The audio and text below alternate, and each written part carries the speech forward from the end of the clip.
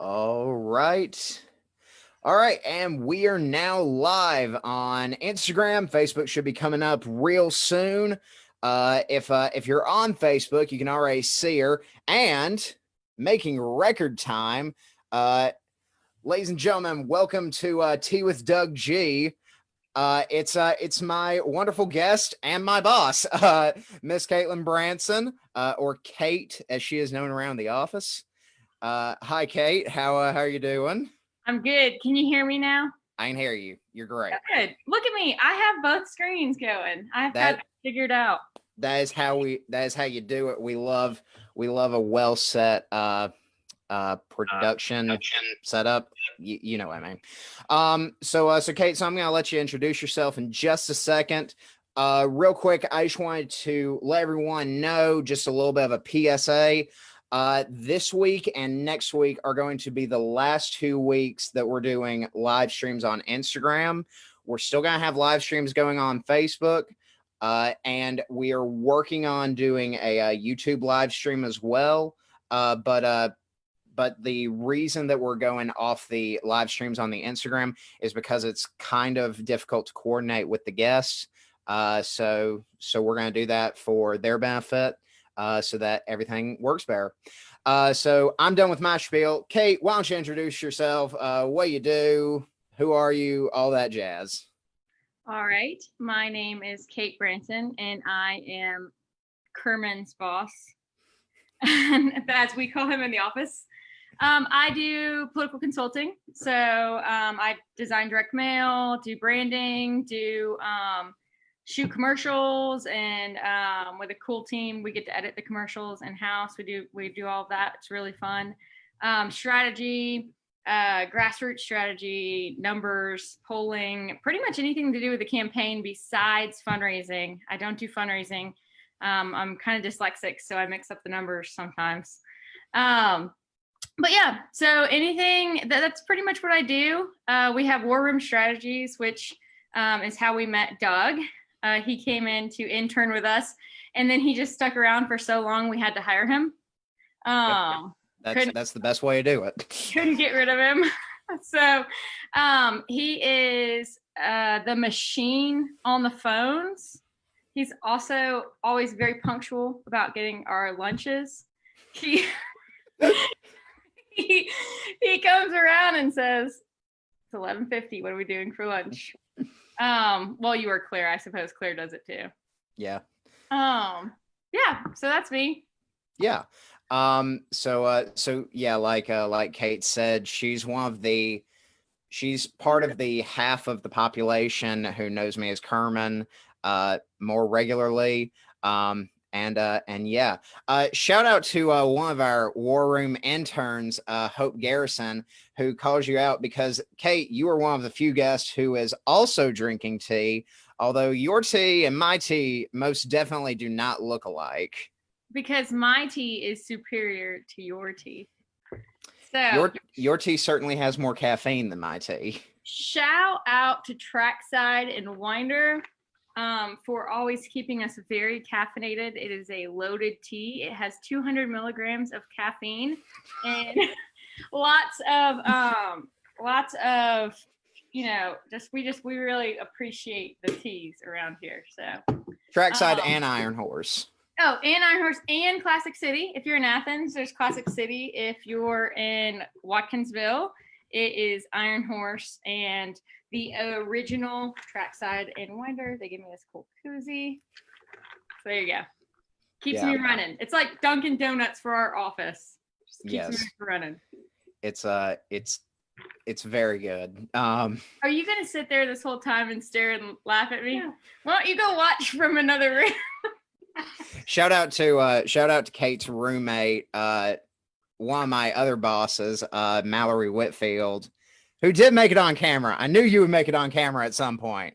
She didn't have the lighting though, you know what I mean? Yeah, hey, we can't hold that against her. So Kate, I mean, let's just get right into it. Let's get with some of the questions. Okay, so first things first, I want to know, Kate, I know that you adore President Theodore Roosevelt. I know that you love Teddy Roosevelt. You have giant portrait of him hanging in your office. So Kait, Tristan Webb, friend of the show, he asked who would win in a fight, Teddy Roosevelt or John F. Kennedy? So I believe, and it's not because I have 3 pictures of Teddy Roosevelt in my office, that JFK would probably hire someone to assassinate Teddy Roosevelt, but Teddy Roosevelt would survive the shot, finish the speech, and then wail on JFK. Okay. So I want to kind of follow that up. Teddy Roosevelt kind of has a what's a reputation of being one of the more like buff, like strong men presidents that we've had. So I kind of want to pair him up against another president known for like really his aggression and his like kind of like abrasive strategies. So who do you think wins in a fight, Teddy Roosevelt or Andrew Jackson? So, okay, a couple of things. One, Teddy Roosevelt had really, really, really bad asthma as a kid, which back in his day was a problem. It was a big medical concern. Not that it's not today, but and he almost died, and he was very fragile, and he couldn't go outside and things like that. So I know we remember him as like this big buff dude that rode on the back of like giraffes, but he was kind of a really like frail little kid. That's why he started loving the outside, is because he didn't get to spend much time, and he wanted to be outside, and he was kind of a loner. For all of those reasons I just said, I believe that Teddy Roosevelt is a sweet man at heart. Spent many a days with Teddy Roosevelt staring at me on my wall. And I just really believe by looking at him in his eyes that he is kind. And I don't believe that Andrew Jackson was very kind. I do believe he was. I don't think you're going to find a lot of opposition to that point. I think he's kind of an aggressive guy. So I have to say that I think Teddy Roosevelt might go down in that instance, which makes me really sad. I mean, maybe if Teddy Roosevelt was on a rhino or something like that, but I think Andrew Jackson's just got that kind of evilness in there. Yeah, I think that's a fair point. Shout out to the argument going on in the comment section on Facebook. People asking, what about Grant versus Teddy Roosevelt? And then other people bringing up the point that Grant would have to be sober in order to win the fight. Yeah, I think that Teddy Roosevelt would beat Grant for sure. Yeah, I'm inclined to agree with you on that. Quality question, Tristan. I like that. So Kait, you also have some questions. So why don't you hit me with one of your questions that you got? Okay. My question is, what is it like doing an internship / working at War Room, working in campaigns? I don't think that you'd ever worked in campaigns until you came on with us. Nope. And was it what you expected? Was it not? Is there things we could do better for kind of our internship program to integrate people in? Give us your thoughts. This is your first election cycle, right? Yep. And we've had some pretty crazy elections. I mean, we're in 2 runoffs that are pretty contested right now. So give me your thoughts. Yeah. So like you said, this was my first like real campaign job. The only thing I had done before this was paged for the Senate back in high school. I think one of the things that I just did not realize was campaigns really are in and of themselves like a science. Like, I mean, granted, there's a fair amount of risk involved and randomization, but like there is a method to every single thing that we do on the campaign. I didn't expect like in your head, a campaign costs a lot of money, but you don't think, well, in order to raise that money, let's go back and look at the public filing records for all these other politicians who have won similar races, and let's try and connect those donors with our candidate. Like, I never knew that was how it was done. So yeah.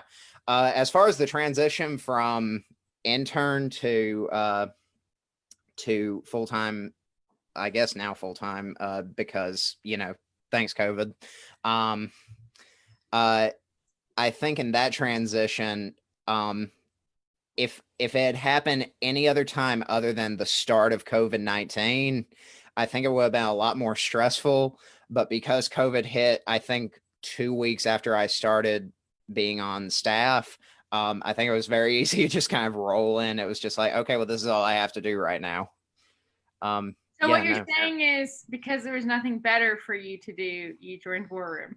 No, I said the way the world turned out, it enabled me to focus solely on War Room during these very troubling and trying times. Fair. Yes. Fair. Yes. Funny enough, I also very much enjoyed the start of COVID.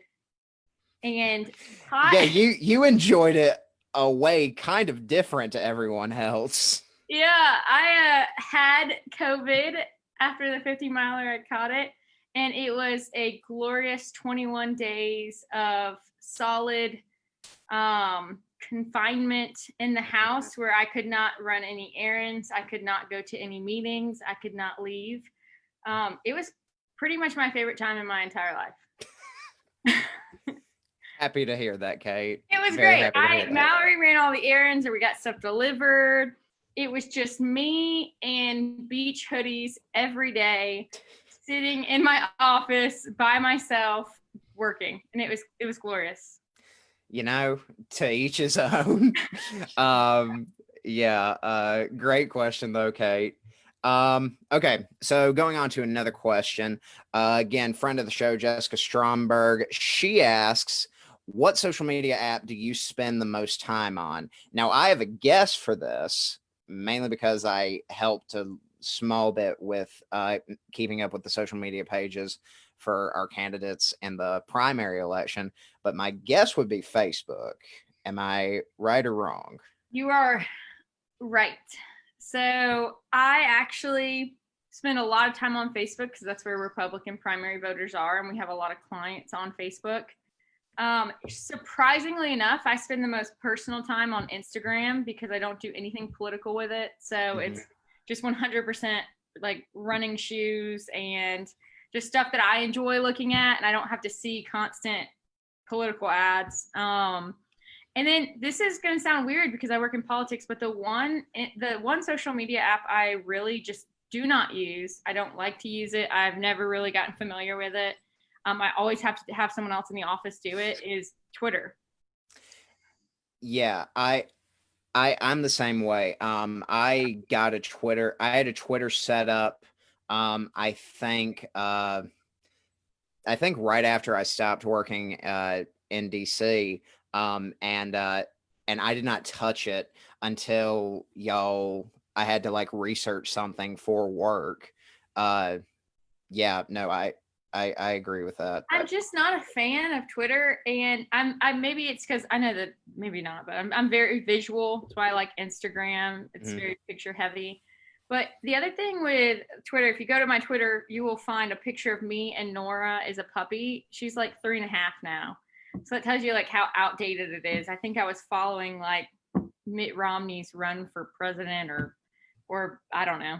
But I just don't like it. I don't think it's fun. I think it's just a lot of quick things for you to digest, and I digest enough during the day with work that I don't want more to digest. I kind of want social media on a personal level to be something that I can kind of space out on. Yeah, I completely agree with that. I think for me, I think I actually use Facebook more than I use Instagram, but I certainly check and look at Instagram. Soul. Yes, ma'am.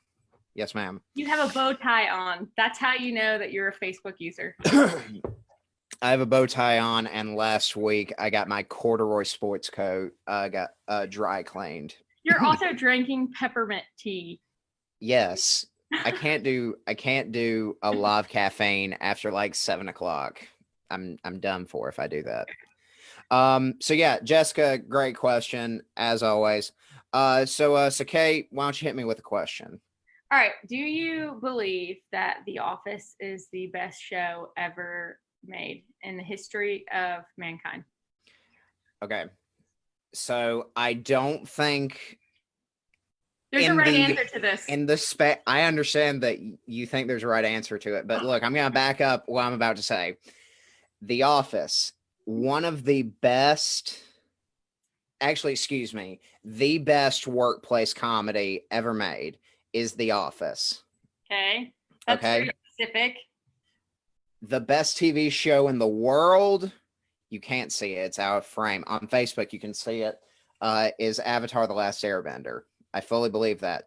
Also, sidebar, I love you guys asking questions about Avatar The Last Airbender.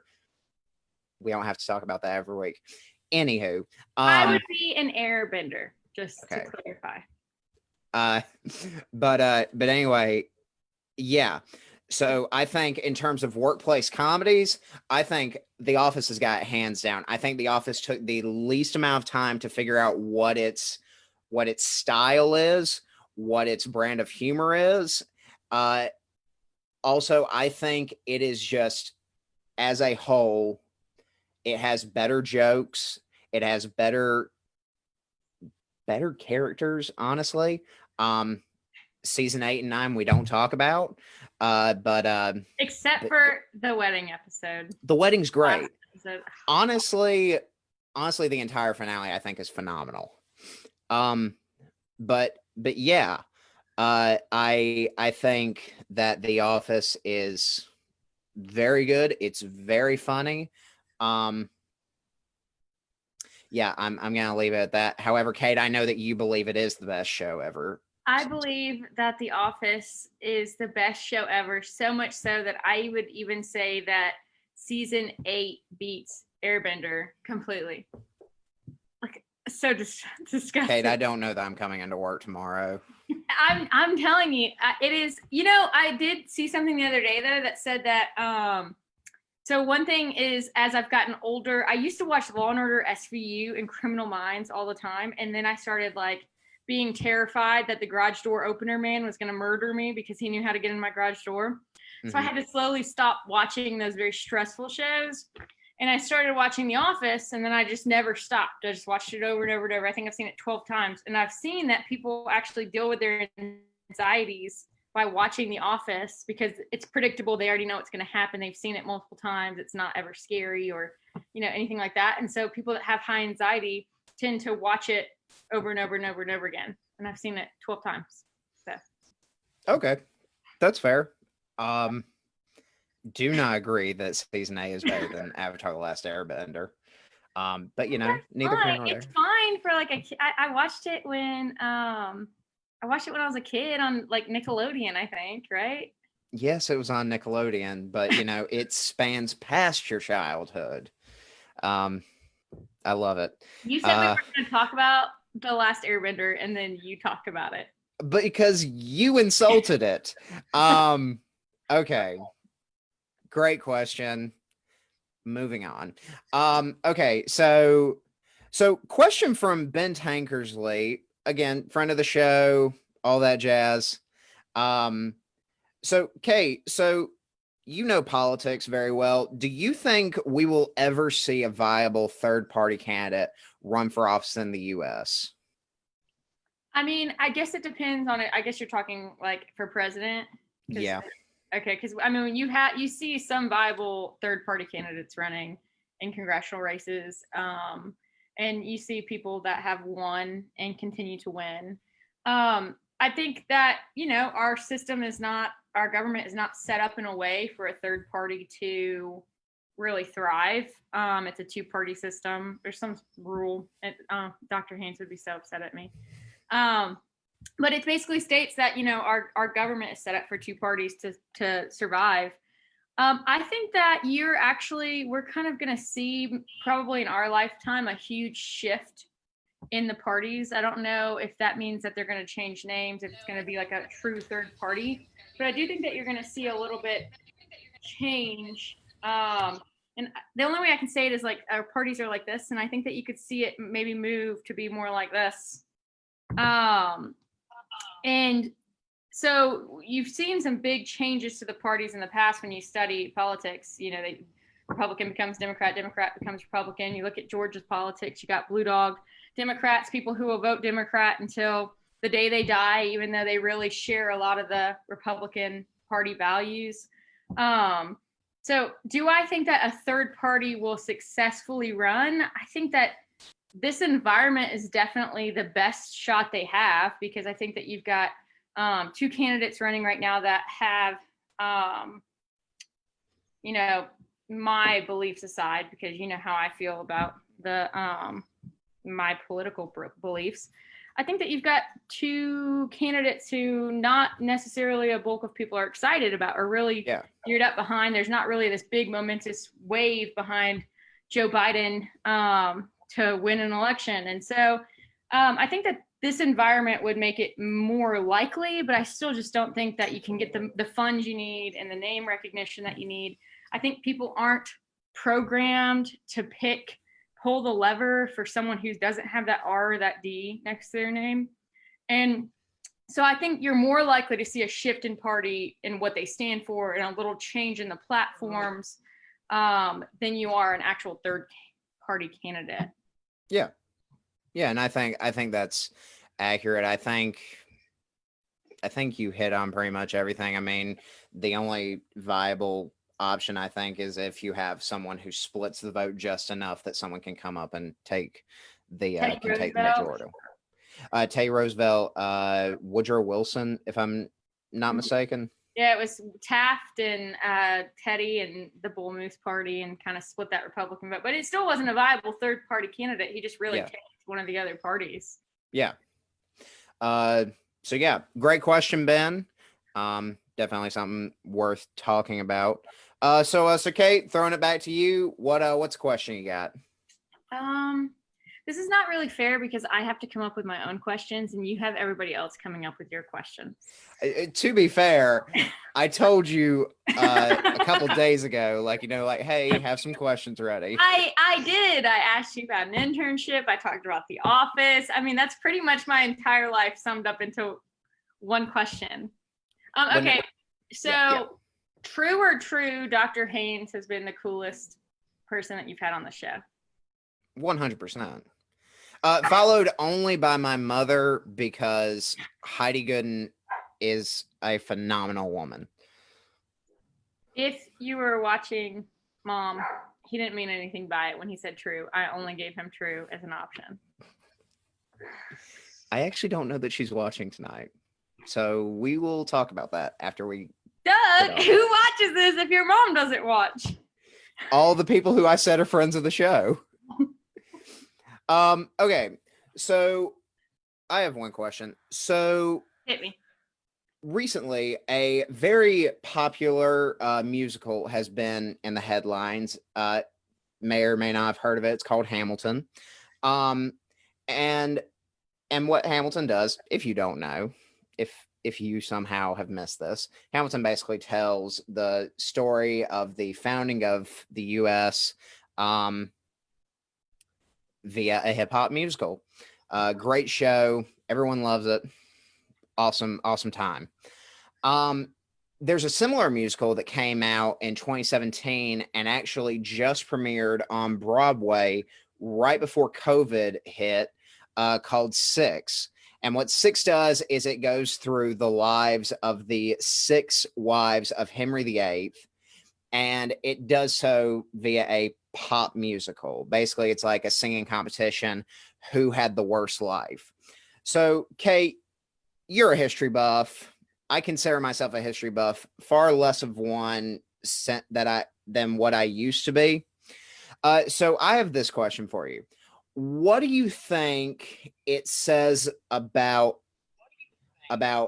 us, about our society, our culture, that one of the biggest ways that we can teach people our history, both as a country and also just as like a people, what do you think it says that one of the most appealing ways is through very modern music, very poppy stuff, peppy stuff, that may or may not gloss over some of the more serious aspects, but teaches you the history nonetheless? Like, what's your take on that? Well, I think that these plays are kind of meant to be entertaining first, Mm-hmm. not really meant to teach you history lessons. I think that Hamilton was amazing. I haven't seen the other, but I did listen to the song. I'm very excited to watch it in a legal way. Yes. But it's, you know, I had several teachers growing up that did history, and they always used kind of actually two specific teachers that use like hip hop songs to teach different parts of history. And I think that there's a couple of things. One, I think that our brains are just wired to remember things that are put to song better. So we can kind of retain that information that we might not be able to retain without music. And two, I think that it was just fun, more engaging, you know, being a kid and having a song is much better than learning about Alexander the Great in some book. But I do think that these are meant to be entertaining. I think it's, you know, the learning of the history is a byproduct. It's a great byproduct. I think it's great that you pick up on some things, but I think if you're using Hamilton to learn American history, then you're doing American history wrong. Fair point. But I do believe that it doesn't hurt to have people have a basic understanding, even though some of it's exaggerated, some of it's not necessarily true, some of it's kind of hearsay, you know. His relationship with the sister is kind of like assumed, but not necessarily ever been verified. She was actually married and had several children before they even met. Before they met. And so, you know, I think some of it's just because that's more entertaining. It's more juicy to have like him have this like love affair with the sister. But yeah, I do think that you learn a lot of great things. I didn't know a lot of the stuff that I did learn. And I also did a lot of research when I watched it because I wanted to know what was true. So whenever something came up, I would Google it. I'd say, hey, is that true? And so it made me actually learn things myself by reading because I was so curious about the history. And I think that's what it should do. It should entertain you and it should make you curious about your own history. And I think it does a wonderful job. I thought it was super entertaining. It didn't go by quite as fast as Avengers Endgame for being 3 hours. It was a little, I needed a little bit of a break there for a minute. That's fair. That's why there's an intermission. Right. I thought it was brilliant though. I really did. Yeah. So yeah, I actually came up with that question. There was no one to say for that. Wow. Are you a friend of the show? I know. I never ask questions. So Kait, so I know you brought up a topic that you kind of wanted to talk about. So why don't you introduce that topic? So one thing that I've kind of become not passionate about, but something that I think is an interesting topic is body image. Mm-hmm. I think that I told you this kind of earlier. I think every person, male and female, across the board in the history of forever has had kind of body image issues. And I think that we see that people struggle with that a lot today. And that's something that I've always really struggled with is my body image. And just recently, I actually did something ridiculously crazy, which was run 50 miles. And the way to tell if someone has run 50 miles is they will tell you that they have run 50 miles. So there you go. I just made a running joke. So, but I signed up for this 50 miler for a couple of reasons. One, because I started running half marathons and I started seeing how many people were running these half marathons. And I was like, that's not very special. There's like thousands of people running these half marathons. And I was like, so that's not really an accomplishment. It's kind of like a birthday, right? It's like, why do you celebrate birthdays? Because everybody has one. So I wanted to do something really extreme that not a lot of people had done. And so I looked up ultra marathons, and 50 miles seemed way more doable than 100 because you don't have to run through the night. So I convinced Jordan in the office to sign up for this 50 miler. But the real reason at the root of it that I wanted to do this 50 miler was because I wanted to have the body I'd always wanted. And I thought if I sign up for something as extreme as a 50 miler, then I can do that. So I started running all the time. I did a half marathon plan, and then I did a marathon half plan, which was the Disney and a half. And then I did the 50 miler plan. And I kind of put them all together. I started running a lot. And what I started realizing is that my legs were not getting any smaller because I was running like hundreds of miles they were actually getting larger because I wasn't really running fast. I wasn't burning a lot of cardio. I was just kind of running at like this constant pace. And so in November, I fell down my stairs. I sprained my ankle. I cried like a big baby. Mallory had to help me up the stairs as I screamed that my 50 miler was ruined. I took 2 weeks off, and then I was really behind. And so I started looking for a way to get caught up. And what I did was I found Core Blend. It's a gym in Watkinsville. And I'm so thankful that I found them because Noah is my trainer, and I know he asked a question, which was, how do I stay so fit? And the answer to that is Dawn. So just in case you're wondering, Dawn, my boxing trainer.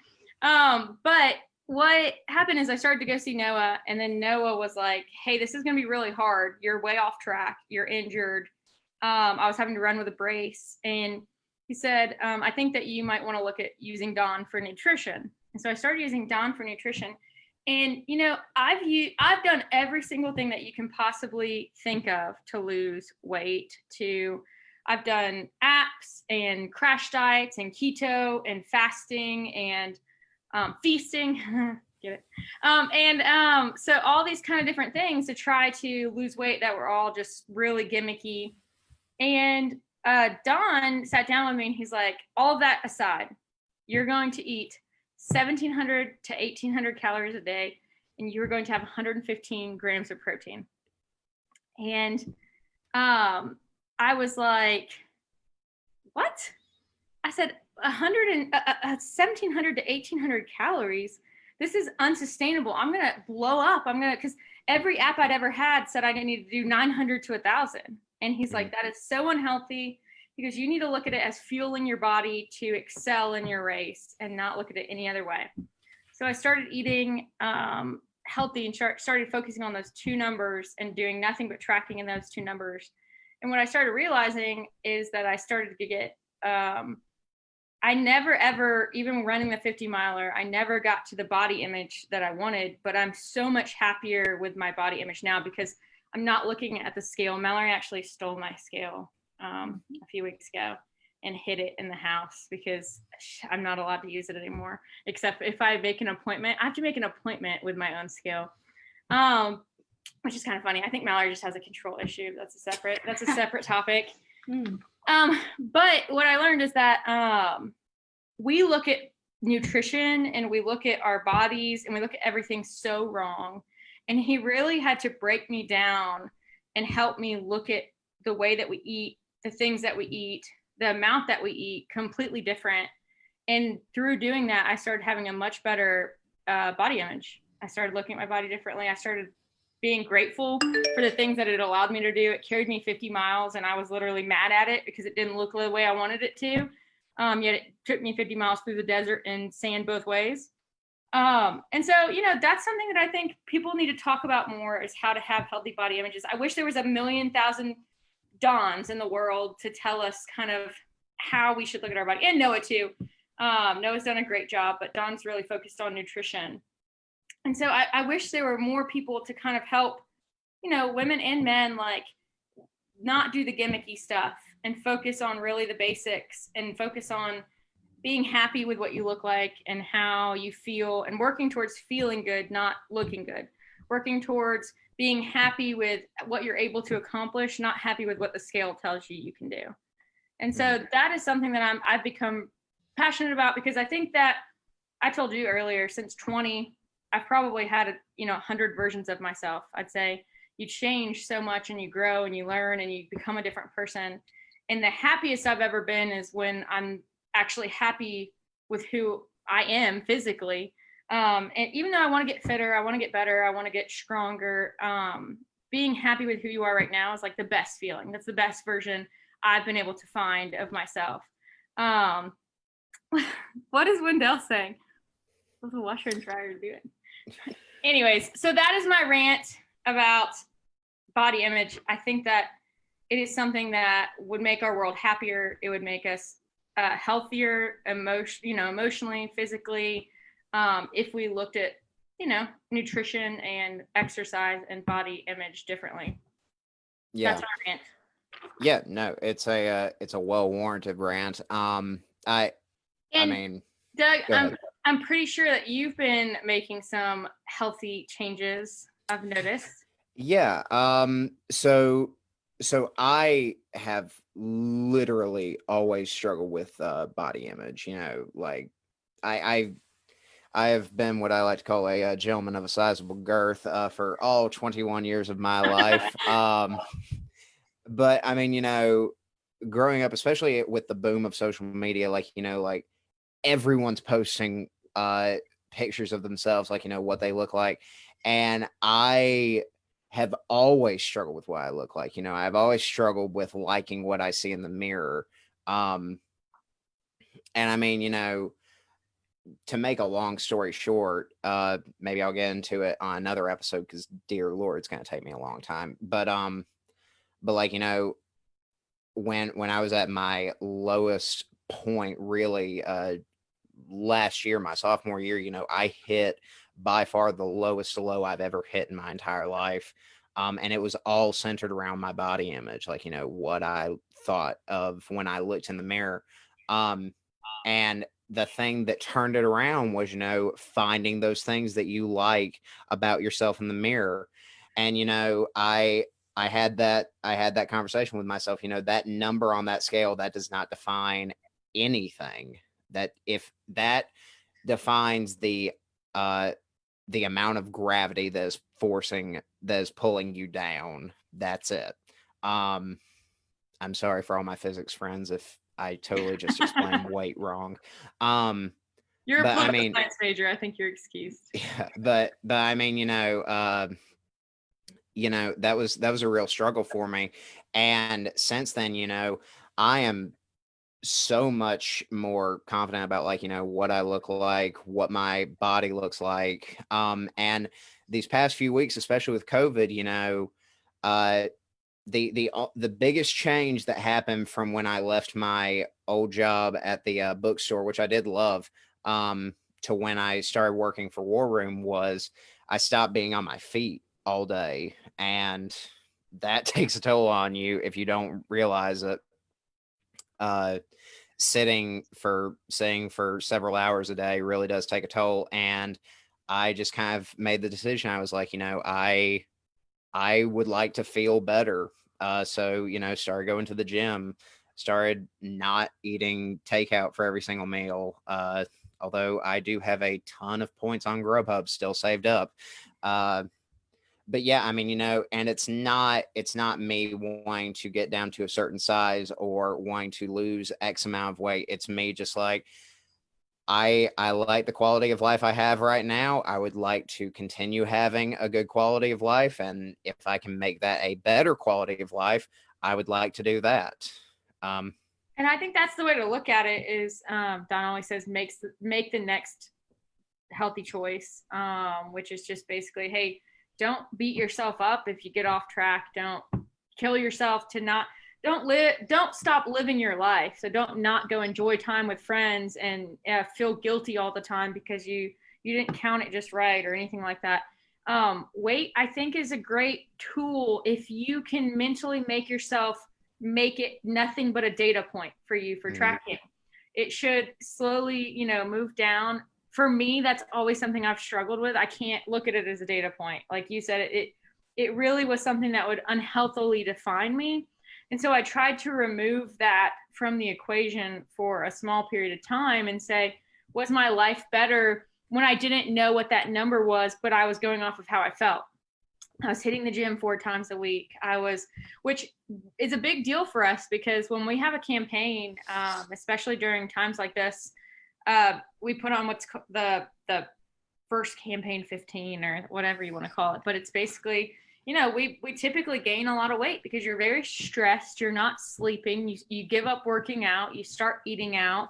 And it's kind of a really unhealthy cycle to go through. And so we decided that this election that we wouldn't do that, that we would try to prioritize our own mental health, our physical health, so that we could actually serve our clients better, because we would feel better. And so, through that whole primary, I think our 50 miler was in March. And that a lot of that training, January, February, March, and the running the actual 50 miler was during heavy campaign season for people getting campaigns off the ground. But doing that, making that priority on, it's not just health either. I think work-life balance is something that I've struggled with as well. It's always easy to give everything up to work more. But, putting that emphasis on relationships, it really helps with emotional health, really disconnecting, and kind of stepping aside when you're off, learning to say no sometimes. As we get closer to a campaign, it gets a little more difficult, but, and then taking, the time, taking the time you do have down to really let your body restore, refill, things like that. Those are things that I've kind of learned, and that goes hand in hand with like making a priority out of working out, because I think that when you do that, you feel better. When you feel better, you think clearer. When you think clearer, you serve clients better. And so that's something that this election cycle we've been trying to do more of. And it's kind of all across the office. I mean, you're doing it. Mallory's really been doing it consistently. She's been hitting the gym 4 times a week. Jordan has done it. He's kind of a little overwhelmed, but he was running consistently. And so I think that Justin has been really hitting Orange Theory. I always say therapy, but Orange Theory. When we had hot yoga, Justin and I really enjoyed going. It kind of, if you can create that environment in which everybody in the office is going to prioritize their physical health to help their mental health.